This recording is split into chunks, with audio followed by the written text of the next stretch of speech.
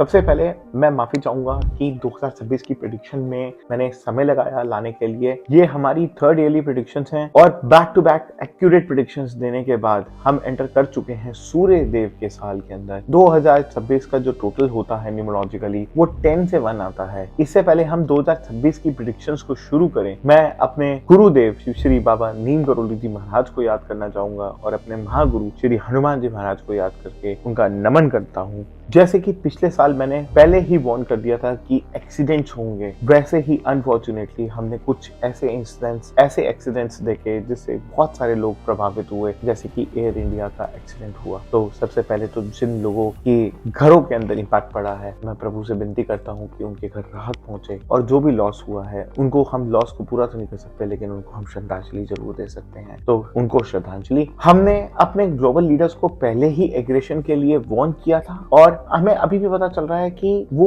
Heat जो है, जो पिछले साल जो शुरू हुई थी, वैसे वो हीट हमें आज भी दिखाई देने को मिल सकती है। वी प्रेडिक्टेड कि डिफेंस स्टॉक और जो मिलिट्री है वो उसके अंदर अपग्रेडेशंस होंगे और हमने देखा कि वैसे ही कुछ हुआ कि इंडिया ने अपनी जो प्रिपेयर्डनेस थी वो ऑपरेशन सिंदूर के दौरान दिखाई और हमें सेफ रखा हमारे सोल्जर्स ने। तो उनको एक सैल्यूट है। Like I told, gold will shine bright and silver will also be the metal of the year, और वैसा ही हमें देखने को मिला कि सिल्वर 100% राइज किया। क्योंकि मैंने बोला था कि वो मैन्युफैक्चरिंग के थ्रू कुछ ऐसा होगा, तो वो मैन्युफैक्चरिंग से रिलेटेड ही जो आज की डेट में सिल्वर के प्राइसेस हैं वो हाई हो चुके हैं। See what I predicted last year in my own words, those who took my advice seriously they know what I meant. And आज अगर आप अभी भी अगर मेरी ये वीडियो देख रहे हैं तो प्लीज मुझे फॉलो, सब्सक्राइब और शेयर करना ना भूलेगा। क्योंकि हम शुरू करने जा रहे हैं 2026 की प्रेडिक्शंस को। सूर्य जो है वो एक हॉट एंड फायरसी प्लैनेट है जैसे कि मार्स है, तो जो 2026 है वो बनता है 1 और 0 से, जिसका मतलब है अप एंड डाउन, जिसका मतलब है यस और नो, जिसका मतलब है राइज एंड फॉल। तो जैसे ही हम जितना तापमान हमने 2025 में किया है, अगर आप एक्सपेक्ट कर रहे हैं कि 2026 के अंदर हमें थोड़ा सा ठंडक वाला साल मिलेगा, तो आप यहाँ पे गलत हो सकते हैं। क्योंकि सूर्य भी जो है वो एक फायरसी प्लैनेट है, एक हॉट प्लैनेट है। तो जैसे हमें वो कहते हैं ना, जैसे एक व्हील ऑफ फॉर्च्यून होता है, तो वी कैन सी कि वो एकदम से कभी इवन और ऑड दिखाता है, कहीं बार राइट और लेफ्ट होता है। तो उसी तरीके से हम इसको ये कह सकते हैं कि ये व्हील ऑफ फॉर्च्यून की तरह परफॉर्म करेगा। इसके अंदर हम ईयर के बिगिनिंग जो स्टार्ट है ना, ये एक नए चैप्टर्स के थ्रू कर सकते हैं और हम ये देख सकते हैं कि काफी ज्यादा पॉजिटिव स्टार्ट के साथ ये होगा। जियोपॉलिटिकल सिचुएशंस जो अभी चल रही हैं या जैसे भी जो शुरू हुई हैं, वो कहीं ना कहीं पॉजिटिव आउटकम के अंदर चेंज होती हुई हमें दिखाई देंगी। बट 1 और 0 इज ऑलवेज अनप्रेडिक्टेबल, तो हम ये नहीं कह सकते कि वो कब तक सही होगी। तो जो बंदा एक्चुअली में वर्क हार्ड करता है, जो असली में मेहनत करता है, 10 नंबर उसको 0 से हीरो जरूर बनाने की हिम्मत रखता है ना। तो 1 और 0 के अंदर जो है वो शिवा और सूर्य दोनों की शक्तियां हैं और इसलिए मैं कहूंगा कि सचिन तेंदुलकर ने बहुत मेहनत करी तो जाके वो गॉड ऑफ द क्रिकेट माने गए। वैसे ही मैराडोना अर्जेंटीना के जो एक बहुत अच्छे वो हैं, उन्होंने भी जर्सी 10 नंबर पहनी। ये पास्ट के प्लेयर्स की बात थी, लेकिन अगर लेटेस्ट जर्सीज की अगर बात की जाए तो वो 10 नंबर की जर्सीज वो हमें इतनी अच्छी परफॉर्मेंस के अंदर नहीं दिखाई देती है। I expect the sun year 2026 to be the more charged up, है ना, in the second quarter। क्योंकि सुबह सूर्य जब निकलते हैं, सूर्य जब प्रकृति के अंदर निकलते हैं तो सूर्य पहले ठंडे होते हैं। जब वो एकदम हीट पकड़ते हैं, जब वो एकदम हीटेड अप हो जाते हैं तो वो 11-12 बजा देते हैं। तो इसलिए फर्स्ट क्वार्टर के अंदर मेरे को ठंडापन थोड़ा सा फील हो सकता है, लेकिन जब सूर्य चार्ज अप हो जाएंगे तो वार्मनेस जो है सन की वो हमें फील हो सकती है। Now let's start with the further predictions on the industry. ये साल सूर्य का है तो सोलर सिस्टम, सोलर एनर्जी बहुत ज्यादा अच्छी राइज करेगी, बहुत ज्यादा अच्छे काम करेगी। अल्टरनेटिव रिसोर्सेज बहुत अच्छे काम करेंगे, विंड एनर्जी, ग्रीन रिसोर्सेज,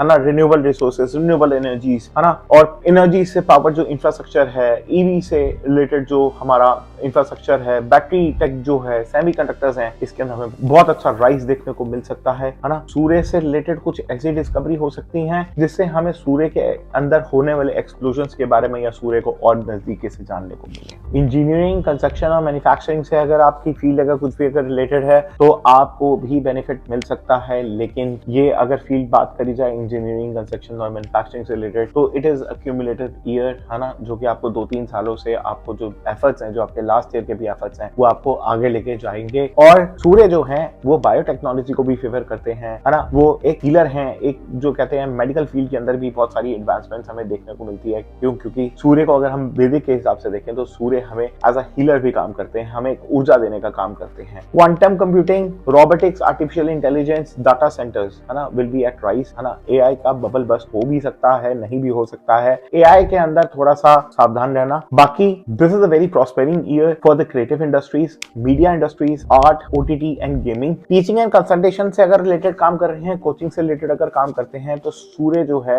वो वहां पे भी हमें बहुत जनरस फील कराने वाले हैं और भगवान के अंदर जो विश्वास है वो बढ़ने वाला है, हमारी स्पिरिचुअलिटी के अंदर इंक्रीज आने वाला है। क्यों? क्योंकि सूर्य जो है वो हमेशा अंधकार को मिटा के हमेशा रोशनी देने की तरफ चलते हैं। तो अज्ञान के अंधकार को दूर करके हम ज्ञान की तरफ जा सकते हैं। जिन भी इंडस्ट्रीज के अंदर गैस चूल्हे का काम जरूर होता है, जैसे लास्ट ईयर हमने प्रेडिक्ट किया था 2025 के अंदर जोमेटो और स्विगी, और हमने डिलीवरी एजेंट्स के बारे में बोला था कि ये जो डिलीवरी से रिलेटेड जितने भी काम होंगे तो वो बहुत अच्छा परफॉर्म करेंगे। तो वैसा ही हमें देखने को मिला कि ब्लिंकिट, जोमेटो, स्विगी, इन सब के अंदर बहुत अच्छा राइज मिला। ग्रोथ एक्सपेक्टेड है म्यूचुअल फंड्स के अंदर, इन्वेस्टमेंट फंड्स के अंदर, है ना। 15 वेल्थ मैनेजमेंट एंड और इनोवेशन टेक के अंदर बहुत ज्यादा राइज देखने को मिल सकता है। This is a year of authoritative roles as well. तो जो लोग अथॉरिटेटिव रोल्स के अंदर है, मैनेजर वगैरह के पोस्ट के ऊपर है, सीईओ लेवल के ऊपर है, तो ये साल डेफिनेटली आप लोगों का है। Moving ahead to the metals, हमारी बैक टू बैक 2 साल की जो मेटल की प्रेडिक्शन थी वो बहुत अच्छी रही है। जिन्होंने हमारी एडवाइस सुन के, जिन्होंने इन्वेस्ट किया था, आज उनको पता है कि हम कहां पर स्टैंड कर रहे हैं। So we have accurately predicted about the metals. Silver जो है ना, जब सिर्फ 84,000 के ऊपर था तब हमने ये प्रेडिक्ट किया था कि silver is going to the metal of year, और आज जब हम ये बात कर रहे हैं, सिल्वर ने गेन किया है 138.89% exactly. And I am thankful to my guru baba Shri Neem Karoli ji Maharaj and Shri Hanuman ji Maharaj कि उन्होंने मुझे ये सारी कैपेबिलिटीज दी कि मैं ये सारी एनर्जीज को रीड कर पाऊं। And I will always advice you to कि मैं जो भी एडवाइस करता हूँ वो प्लैनेट्स के बेसिस के ऊपर करता हूँ, नक्षत्रास के बेसिस के ऊपर करता हूँ, लेकिन ये जो इन्वेस्टमेंट है वो आप अपने रिस्क के ऊपर ही करते हैं। अब मैं सन के साल के अंदर बोलूंगा yellow will be the metal of the year, है ना। तो gold will automatically shine bright क्योंकि वो एक येलो मेटल है, अलोंग विद द कॉपर भी बहुत अच्छा